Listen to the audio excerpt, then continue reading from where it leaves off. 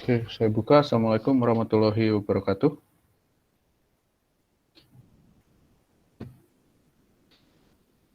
Waalaikumsalam warahmatullahi wabarakatuh. Oke, kita memasuki pertemuan 9. Saya langsung share screen saya ya.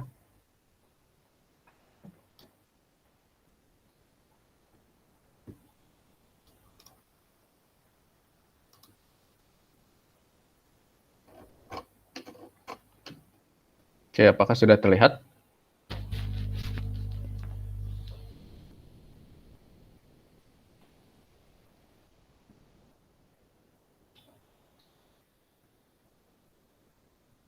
Sudah, Pak.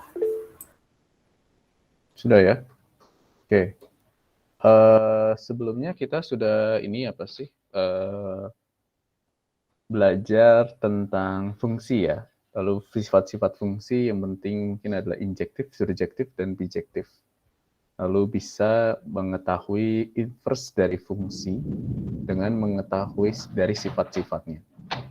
Nah, selanjutnya adalah komposisi dari dua buah fungsi.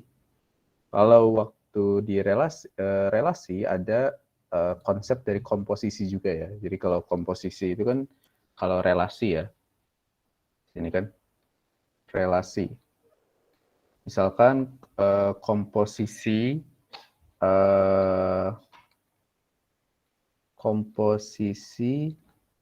dari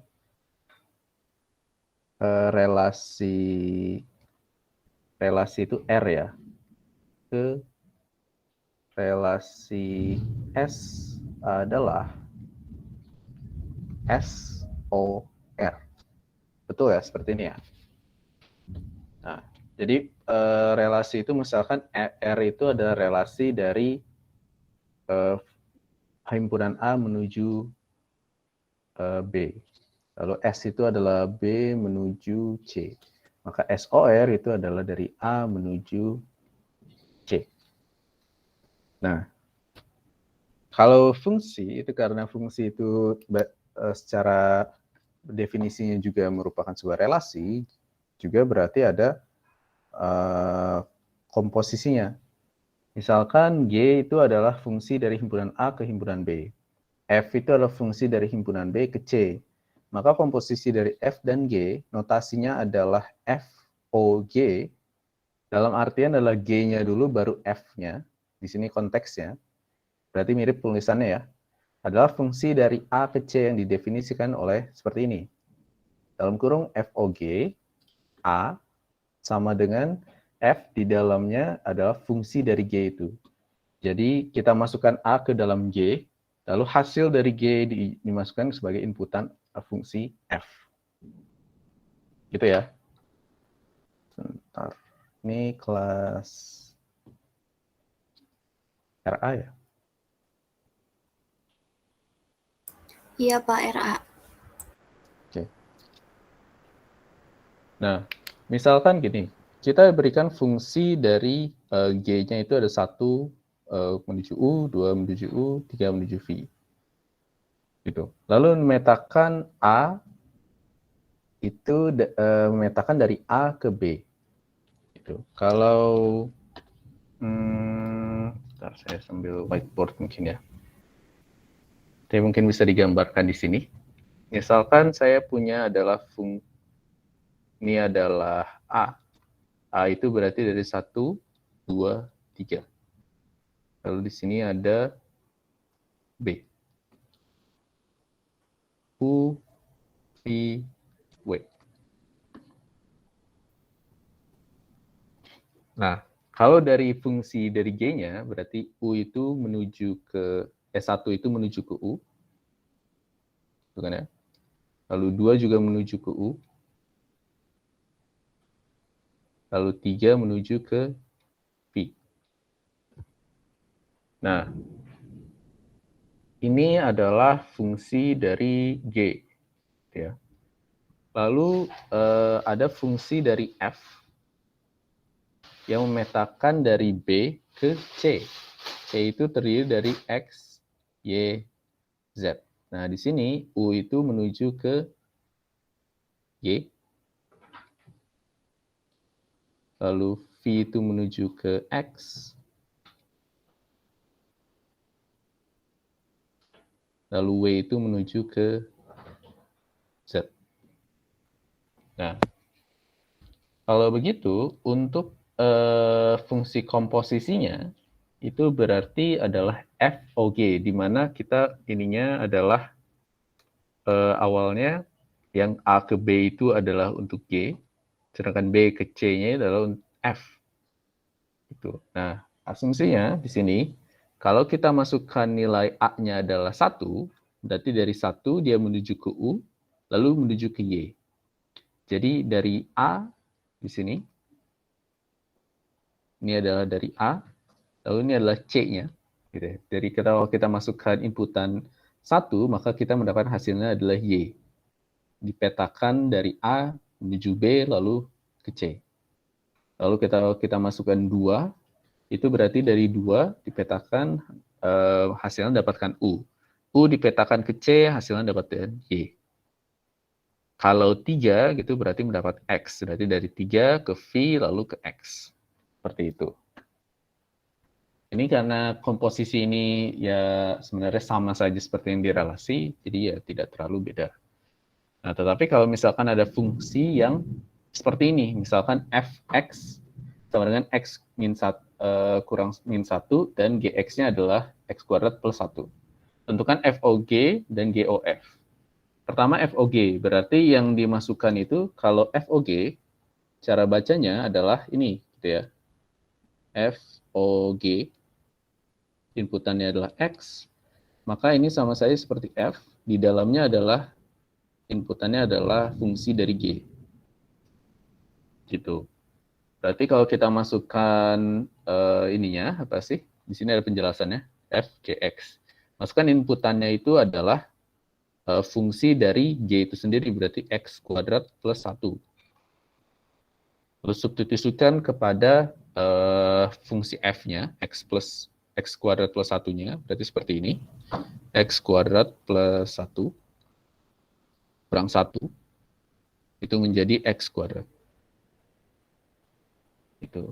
Nah, di sini diperhatikan bahwa FOG, jadi fungsi komposisi dari G ke F, itu tidak sama dengan kebalikannya.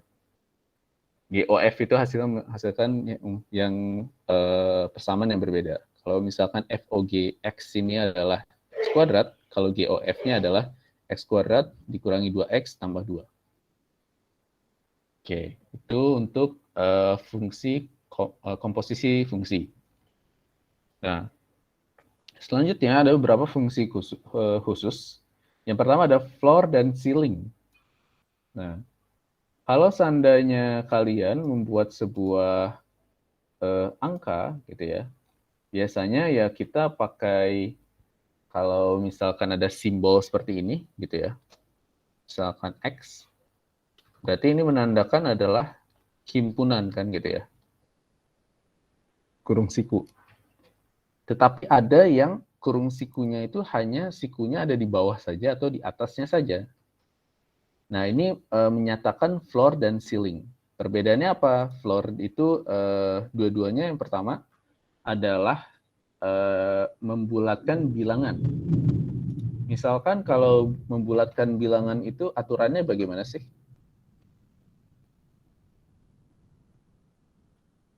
Misalkan saya punya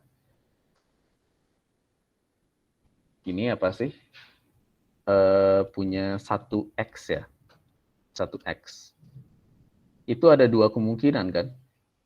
Gimana sih cara membulatkan bilangan itu? 1,X gitu.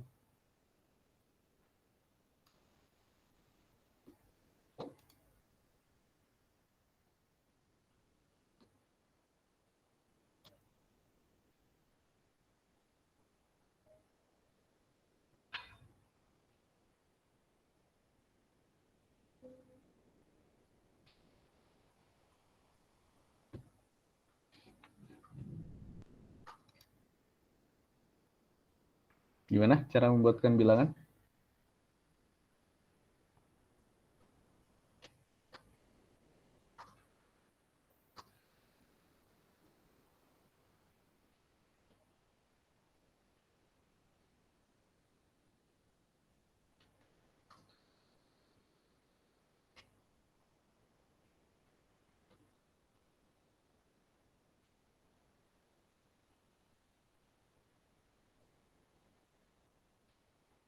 Halo, kedengeran nggak suara saya? Kedengaran, Pak.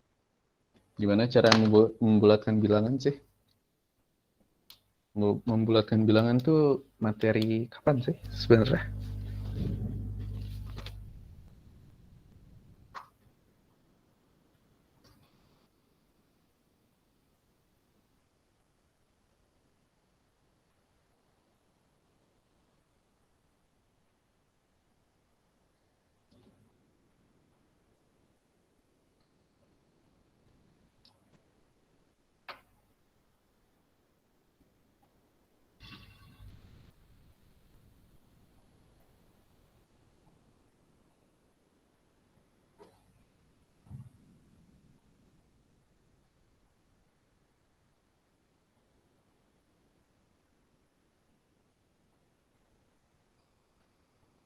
Gimana sih cara membulatkan bilangan? Gitu. Kan kalau ada dua state kan, dua kemungkinan kan bilangan itu. Misalkan saya umpamakan, ini ada 1,x. X itu berarti suatu angka ya. Kalau misalkan x-nya itu sama dengan 2, jadi 1,2, itu berarti hasilnya jadi apa? 1. 1. Oke, jadi 1. Kalau x-nya sama dengan 3? Masih 1 juga. Masih 1.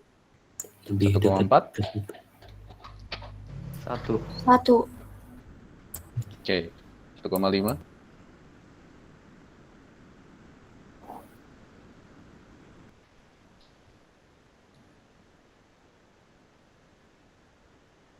1,5 itu 2, Pak. menurut ini jadi 2, dibulatkan ke atas. Jadi 1,2, Iya, Pak. 1,3, 1,4 dibulatkan ke bawah. Gitu kan ya? Iya, Pak. Gitu ya. Kalau X-nya di bawah 5 dibulatkan ke bawah, gitu ya. Kalau ke atas, mungkin kalau lebih tepatnya seperti ini. Ya, mungkin saya penulisannya memang agak kacau. Tapi kita tulis saja, kalau misalkan X-nya itu kurang dari 5, maka hasilnya 1.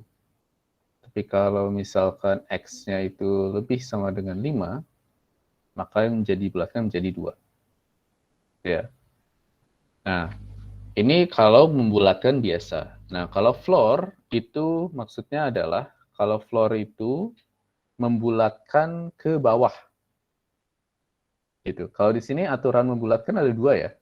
Kalau floor itu artinya menyatakan bilangan bulat terbesar yang lebih kecil atau sama dengan X. Kalau ceiling itu ke atas. Gitu. Jadi di sini penjelasan adalah floor itu membulatkan ke bawah, ceiling itu membulatkan ke atas. Gitu. Misalkan di sini, ini gampang, 3,5. Karena floor ini adalah fungsi floor, karena floor itu membulatkan ke bawah, 3,5 itu adalah 3. Kalau ceiling itu adalah 4. Gitu kan ya? Kalau ini 0,5 dibulatkan, harus dibulatkan ke bawah, jadi 0. Kalau ceiling jadi 1. Ini 4,8. Kalau pembulatan biasa itu dibulatkan pasti hasilnya jadi 5. Tetapi karena ini adalah simbolnya adalah floor, maka menjadi 4. Dibulatkan ke bawah. Ceiling udah pasti ke atas. Nah, di sini ada kalau negatif bilangannya. Negatif itu berarti dibulatkan tetap ke bawah. Jadi 0,5 itu dibulatkan bukan menjadi negatif, jadi 0 atau negatif 0, itu salah sekali. Itu menjadi negatif 1. Tapi kalau ini salah simbol ya. Ini salah simbol. Ini berarti harusnya adalah ceiling ya. Gitu. Ceiling itu menjadi 0. Gitu ya.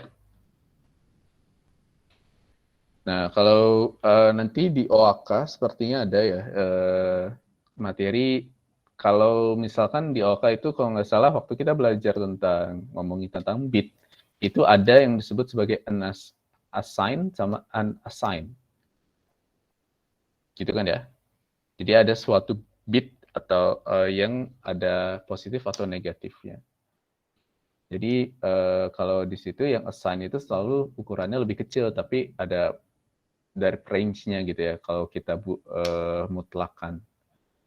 Tetapi ada positif sama negatif. Nah, di sini kasus ini, jika panjang data 125 bit, maka jumlah byte yang diperlukan untuk merepresentasikan data adalah 125 bagi 8, yaitu 16 byte.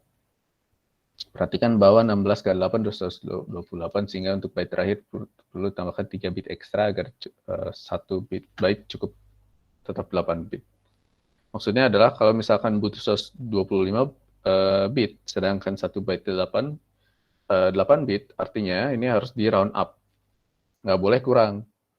Gitu, makanya pakai fungsi ceiling. Gitu ya. Ya kalau makanya apa sih kalau kita udah ngomongin kayak OAK itu, hitungan bit itu benar-benar harus diperhatikan.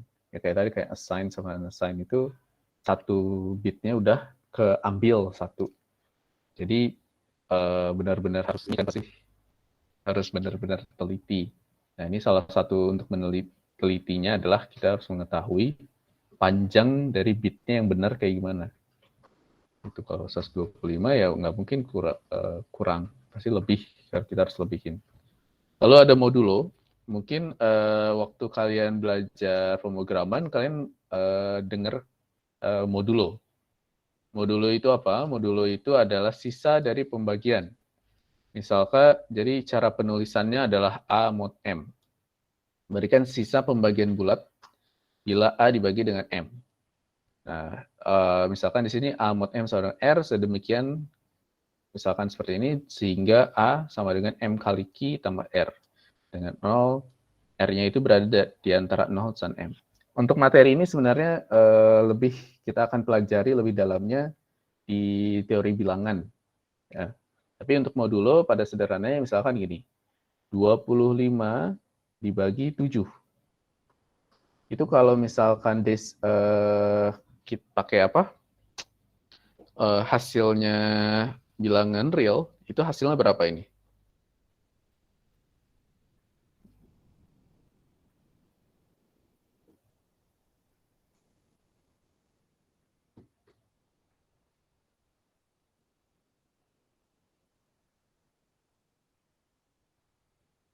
Berapa itu? 3,5 Pak.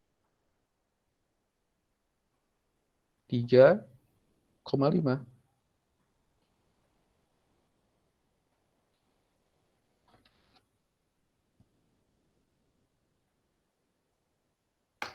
Tiga koma lima.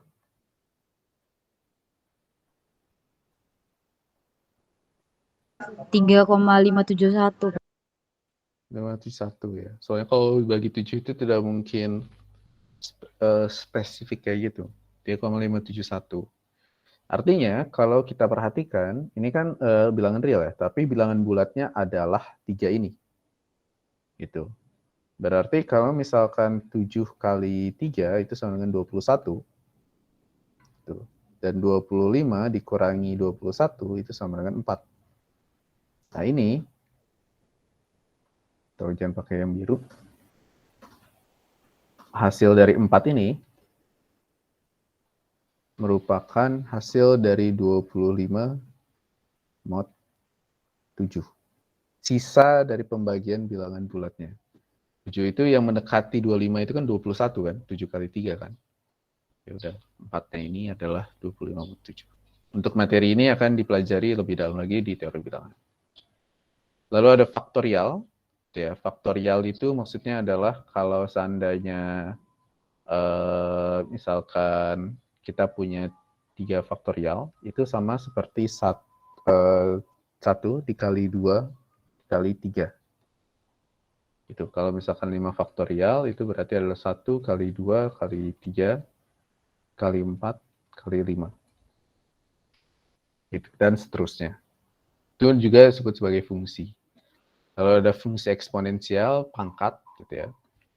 Semakin tinggi n-nya, berarti semakin tinggi derajat pangkatnya. Lalu ada fungsi logaritmik, yaitu adalah log, gitu ya. Lalu ada log. Kalau pada dasarnya logaritmik itu adalah mencari nilai pangkatnya. Misalkan kita punya X sama dengan A pangkat Y. Yang kita cari adalah Y-nya. Gimana cara cari Y-nya? Y-nya itu adalah Y sama dengan A log X. Itu. Lalu ada juga fungsi rekursif. Fungsi rekursif itu adalah sebuah fungsi yang mengacu pada dirinya sendiri atau memanggil dirinya sendiri. Biasanya lebih sering digunakan di pemrograman. Misalkan di sini n faktorial, yang contoh yang sangat sederhana n faktorial. N faktorial itu, misalkan saya punya 5 faktorial. Saya bisa tulis menjadi seperti ini kan ya, 1 kali 2 kali 3 kali 4 kali 5. Nggak ada masalah kan? Tetapi saya juga bisa tulis menjadi seperti ini. Jadi misalkan, atau gini, kita awalnya dulu ya. 5 faktorial itu saya bisa tulis menjadi seperti 5 kali 4 kali 3 kali 2 kali 1. Saya bisa tulis seperti ini. Tapi saya juga bisa tulis menjadi seperti ini. 5 dikali 4 faktorial. Di mana 4 faktorial ini sama dengan 3 kali, sama dengan 4 kali 3 faktorial. Lalu 3 faktorial itu sama dengan 3 kali 2 faktorial dan seterusnya. Nah ini berarti dari yang 5 faktorial ini kita bisa membuat sebuah fungsi, karena 5 faktorial di sini sama aja dengan faktorial di sini, hanya berbeda angkanya saja. Jadi kita bisa memakai sebuah fungsi faktorial di sini, di mana misalkan kita masukkan n-nya sama dengan 5, itu sama dengan 5 dikali n bin 1. Berarti di sini konteksnya misalkan 5 faktorial, itu sama dengan 5 dikali 5 kurang 1 faktorial. Lah, 5 kurang 1 faktorial ini bagaimana itunya? Memanggil lagi di sini. Gitu ya. Berarti jadi 4 faktorial sama dengan 4 kali 4 kurang 1 faktorial dan seterusnya. Sampai posisinya adalah n-nya itu sama dengan 0. Karena kalau 0 faktorial itu sama dengan 1. Nah, yang fungsi yang mengulang-ulang ini kita sebut sebagai recurrence. Sini ya, fungsi yang mengulang. Bagian ini mendefinisikan argumen fungsi dalam terminologinya tersendiri. Gitu. Nah, fungsi yang berhentinya pada akhirnya kalau rekursif itu akan selalu berhenti pada satuan yang paling kecil, yaitu adalah basisnya. Basis itu adalah nilai awal yang tidak mengacu pada diri sendiri. Jadi kalau yang di sini, konteks di sini, mana ya? Yang 1, gitu, jika n sama dengan 0 ini adalah basis. Dan yang bawahnya itu adalah recurrence. Jadi seperti ini ya. Nah ini misalkan 5 faktorial sama 5 kali 4 faktorial. 4 faktorial itu sama dengan 4 kali 3 faktorial, seterusnya sampai kita menemui 1 faktorial sama dengan 1 kali 0 faktorial. 0 faktorial itu adalah 1. Gitu. Lalu kita coba masukkan saja semuanya. Ini 0 faktorial jadi 1. Gitu ya. Berarti 1 kali 1 sama dengan 1 faktorial. Kita dapat 1 faktorial. Kalikan 2, itu menjadi 2 faktorial, dan seterusnya. Jadi di sini 5 faktorial adalah 120. Gitu. Dan ini ada contoh-contoh fungsi rekursif lainnya. Misalkan ada seperti ini. Ada fungsi Chebyshev. Lalu ada fungsi Fibonacci juga. Gitu. Oke, sampai sini apakah ada pertanyaan?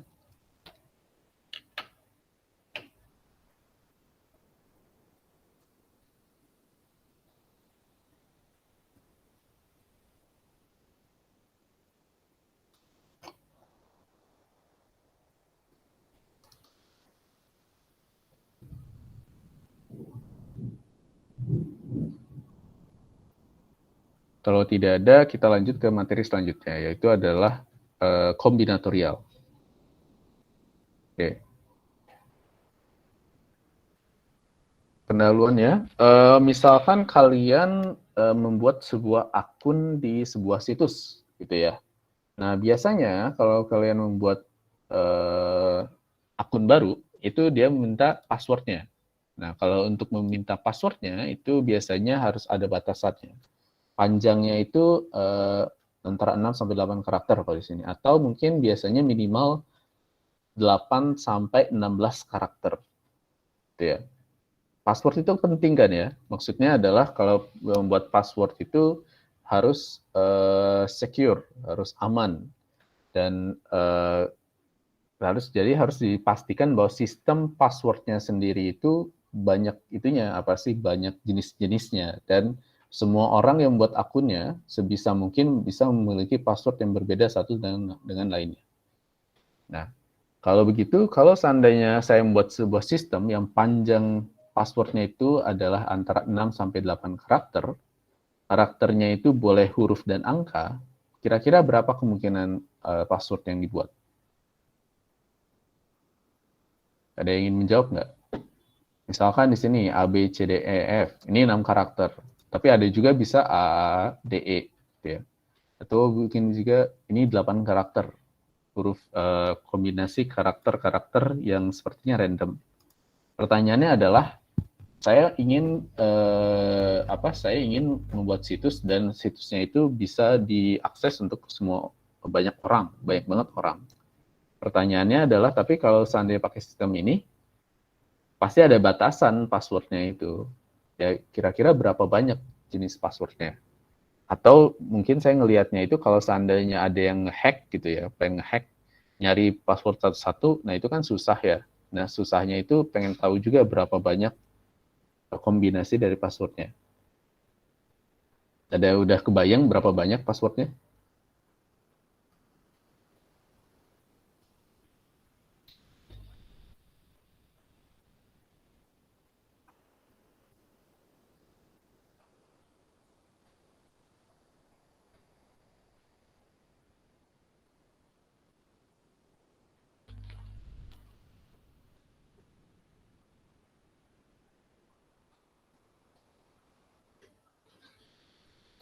Kayaknya belum kebayang, kita lanjut dulu.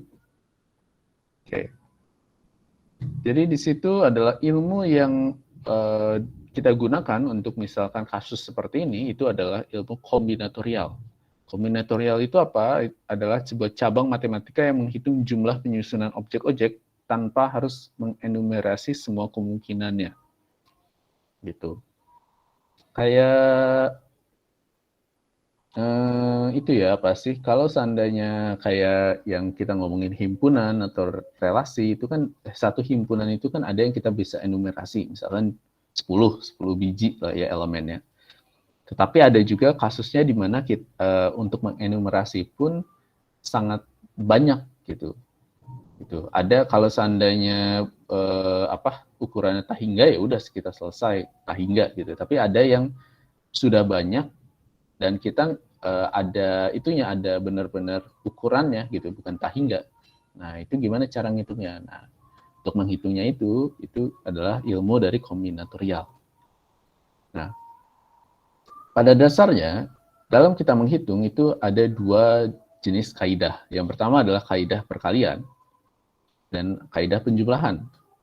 Perkalian itu ya seperti ini ya. Misalkan kita punya P hasil dan Q hasil 2 angka. Lalu untuk perkaliannya tinggal P kali Q. Gitu. Artinya kan P dilakukan sebanyak Q kali. Gitu. Kalau penjumlahan itu berarti jumlah P ditambahkan dengan jumlah Q.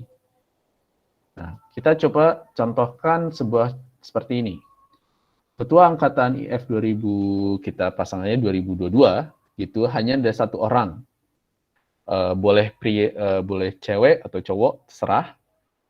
Nah, di himpunan itunya atau di angkatannya itu ada 65 orang cowok dan 15 orang cewek. Bagaimana cara memilih ketua angkatannya? Nah, di sini kan gampang ya. Kalau pertanyaan seperti itu, berarti tinggal 65 tambah 15 orang. Artinya 65 cowok gitu kan ya. Lalu tambah 15 cewek, itu berarti ada 80 kandidat yang bisa menjadi ketua angkatan. Selesai, nggak ada masalah. Tapi kalau pertanyaannya seperti ini, 2 orang perwakilan itu mendatangi Bapak dosen untuk protes nilai ujian. Wakil yang dipilih itu adalah satu orang pria di sini dan satu orang wanita. Gitu. Bagaimana banyak cara memilih dua orang wakil tersebut? Nah, di sini kalau yang sebelumnya itu ada gendernya. Kalau di sini ada hanya ada satu orang dan satu wanita. Kedengeran nggak suara saya?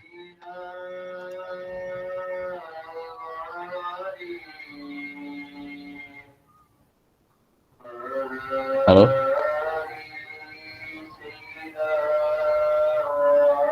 Kedengeran, Bu. Kedengeran, Pak.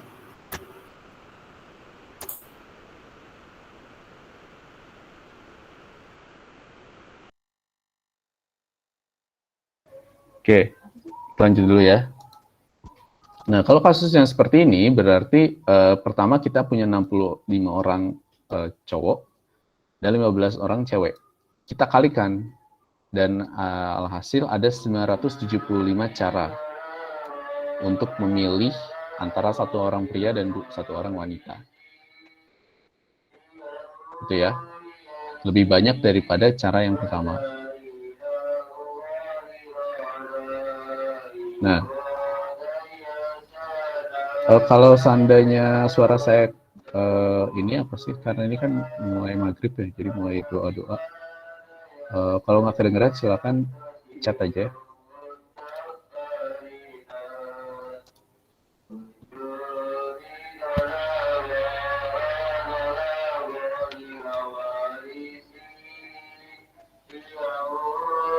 Lalu di sini ada ini kaidahnya.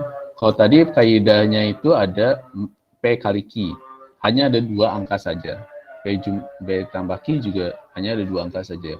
Kalau seandainya ada beberapa angka atau beberapa percobaan, misalkan ada N percobaan masing-masing dengan P hasil, itu berarti P kaidah perkaliannya itu P1 kali P2 kali sampai Pn. Kalau penjumlahan dari P1 tambah P2 sampai Pn. Gitu. Misalkan di sini, bit biner itu hanya ada 0 dan 1. Berapa banyak string biner yang dapat dibentuk jika panjang stringnya itu adalah 5 bit? Tuh. Kalau 5 bit itu berarti ada 5 digit gitu kan ya. Ada berapa banyak? Ini adalah pertanyaan yang kalau nggak salah saya pernah tanya di OAK. Kalau misalkan ada 5 digit, itu kira-kira ada berapa banyak angka yang bisa dibentuk. Nah, di sini caranya adalah di sini berarti karena ada 5 digit dan masing-masing dari digitnya itu hanya ada 2 kemungkinan, berarti adalah 2 pangkat 5 alias 32 buah angka. Sedangkan kalau 8 bit atau alias 1 byte itu berarti 256 buah dari 2 pangkat 8.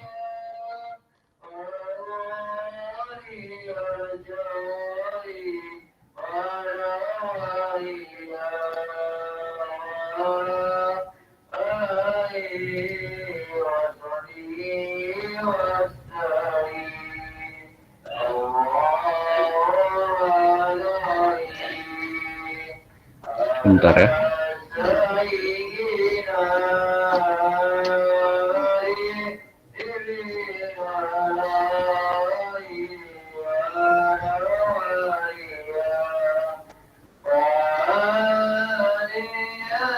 Suara saya masih kedengeran?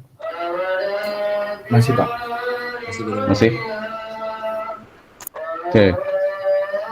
Di sini ada contoh 4. Berapa banyak bilangan ganjil antara 1000 dan 9999, termasuk 1000 dan 9999 itu sendiri. Yang pertama adalah semua angkanya berbeda. Lalu yang kedua adalah boleh ada angka yang berulang. Gitu ya. Nah, kalau semua angkanya berbeda, berarti misalkan urutannya itu ini apa sih? 1, 2, 3, 4, 5. Atau nggak boleh kan ya? Mungkin saya ganti menjadi ini pasti. 1, 2, 3, 5. Kenapa? Karena pertama adalah ini adalah bilangan ganjil. Lalu antaranya 1000 sampai 9999. Berarti ini boleh. Tapi kalau ini berarti boleh ya. Ya, boleh. Kalau seandainya saya tulisnya seperti ini, apa sih? 225. Ini adalah bilangan ganjil, tetapi ada angka yang mengulang, yaitu adalah 2. Berarti ini tidak boleh. Tuh. Nah, penyelesaiannya, cara menghitungnya, yang pertama adalah posisi satuannya. Bilangan ganjil itu berarti bilangan yang tidak bisa dibagi 2. Satuannya berarti adalah 1, 3, 5, 7, dan 9. Tuh, ini bilangan ganjil. Posisi ribuannya itu ada 8 kemungkinan angka. Kemungkinan angka itu maksudnya adalah angka-angka. Kalau angka desimal, gitu kan ya. Berarti kan itu dari 0, 1, 2, 3, 4, 5, lalu 6, 7, 8, 9. 10 jenis angka. Nah, kalau posisi ribuannya itu berarti adalah salah satu ini apa sih? Ada yang dipotong. Misalkan saya satuannya sudah mengambil 9. Gitu kan ya. Berarti di sini posisinya adalah saya punya berapa? 8 kemungkinan angka ya. Kenapa ya 8 kemungkinan angka ya?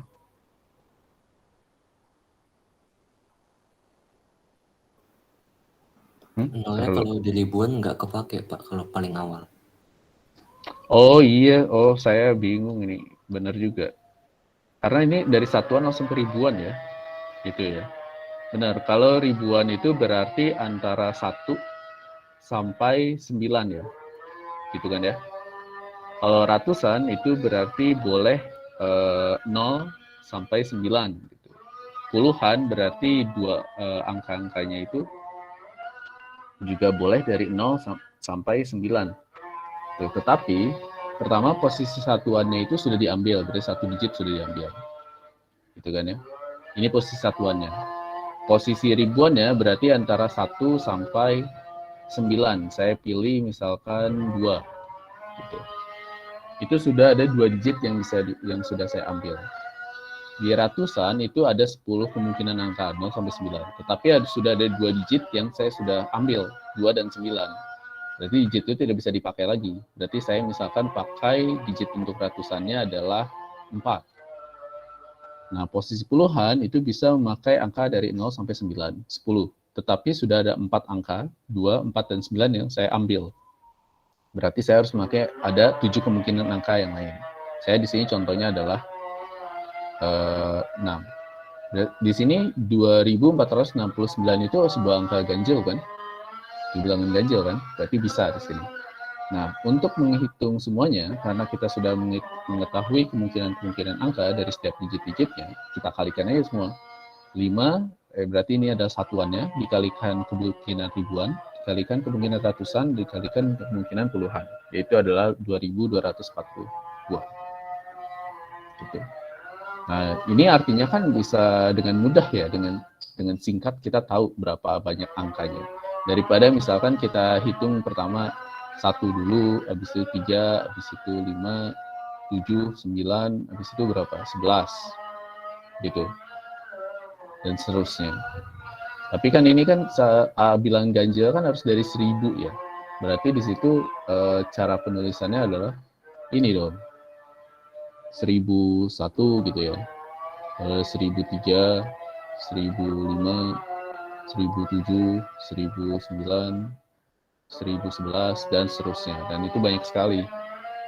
Daripada kalian iseng, nggak ada kerjaan, ngitungin seperti itu, mendingan kita pakai cara seperti ini.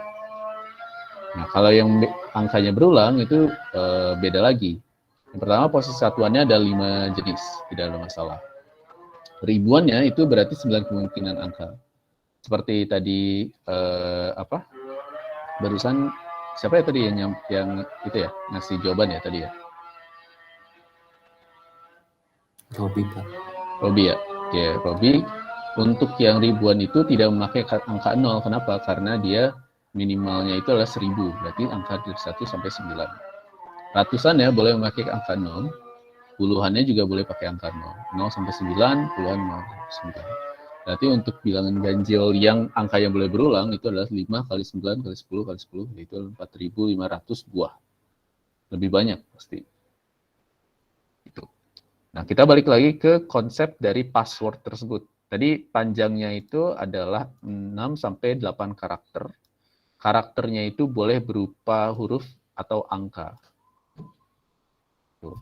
Huruf besar dan huruf kecil tidak dibedakan, berarti tidak case sensitif. Pertanyaan adalah berapa banyak sandi-sandi yang dapat dibuat. Yang pertama adalah jumlah karakternya dulu. Kita hitung dulu. A sampai Z itu adalah 26 karakter, ditambah angkanya itu 0 sampai 9, 10 karakter. Berarti total karakter yang kita bisa gunakan adalah 36. Kalau seandainya kita punya sandi-sandinya itu adalah 6 karakter, itu berarti adalah 36 pangkat 6.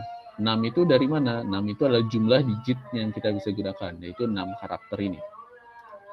Itu ya. 6 karakternya. Jadi 36 itu adalah karakter yang kita pakai, 6 itu adalah digit yang kita bisa pakai. Dan ini artinya ada 2 miliar kemungkinan password yang kita bisa gunakan hanya untuk 6 karakter saja. Tetapi batasannya itu adalah 6 sampai 8 karakter. Berarti kita harus hitung juga 7 karakter itu berapa. 36 pangkat 7 itu 78 miliaran. Kalau seandainya 8 karakter itu berarti 36 pangkat 8 berarti adalah berapa ini? Berapa ini ceritanya? 2 triliun, 2,8 triliun ya? Nih ya.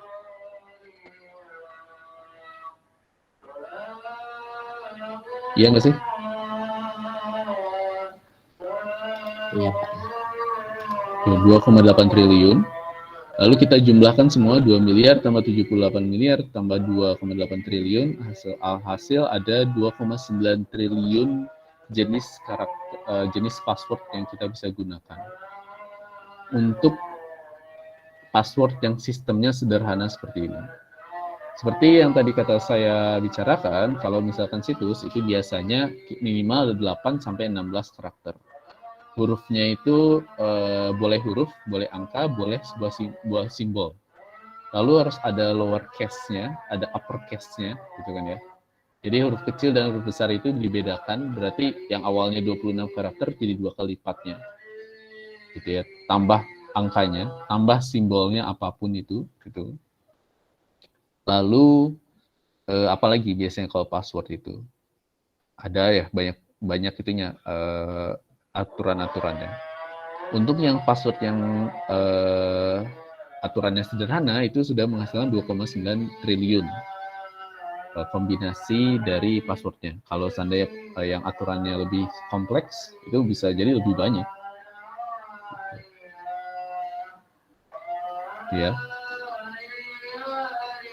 Oke. Sepertinya kurang kondusif, saya boleh jujur, karena ini kebetulan rumah saya di sini benar-benar dekat sama masjid. Jadi kalau maghrib itu pasti kedengeran banget. Tuh. Mungkin kita bisa akhiri ya, karena kita kan ketemu lagi hari Rabu kan, kita ketemu lagi kan. Ya kan ya? Iya, Pak. Jadi saya Ya, Bu. mungkin bisa kasih kisi-kisinya, kita akan belajar apa. Yang pasti adalah kita akan belajar tentang permutasi.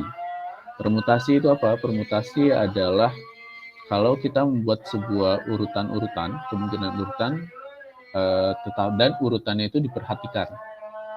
Itu permutasi. Lalu ada juga kombinasi. Kombinasi itu adalah urutan-urutan.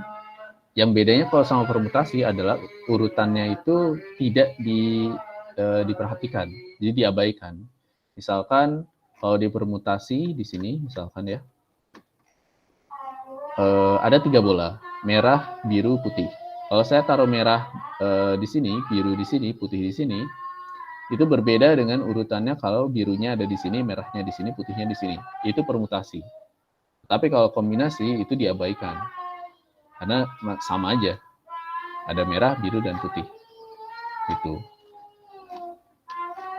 Nah, di situ. Jadi di situ kita juga bisa belajar kasus-kasus dunia nyata ya, karena banyak kasus-kasusnya. Misalkan yang sederhananya adalah kalau seandainya ada bioskop gitu ya, terus ada 10 kursi, gimana cara ngedudukin 6 orang penonton? Gitu. Ada berapa banyak kombinasi atau permutasi yang kita bisa lakukan? Atau yang sederhana di sini ada nggak ya? Mobil kalau nggak salah. Mana ya, mobil. Oh nih, oh belum. Jadi gitu ya, kita akan belajar tentang permutasi, kombinasi, lalu kita juga akan belajar tentang ini apa sih pengulangannya, ya. Lalu ada koefisien binomial, lalu ada segitiga Pascal itu nyambung sama koefisien binomial, ada pigeonhole principle, gitu ya.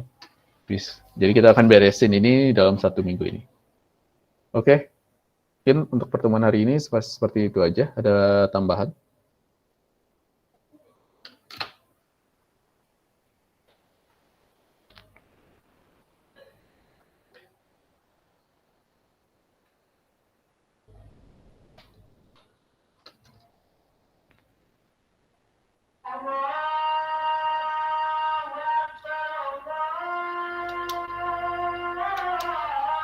Sepertinya sudah azan juga ya, jadi kita bisa akhiri pertemuan hari ini.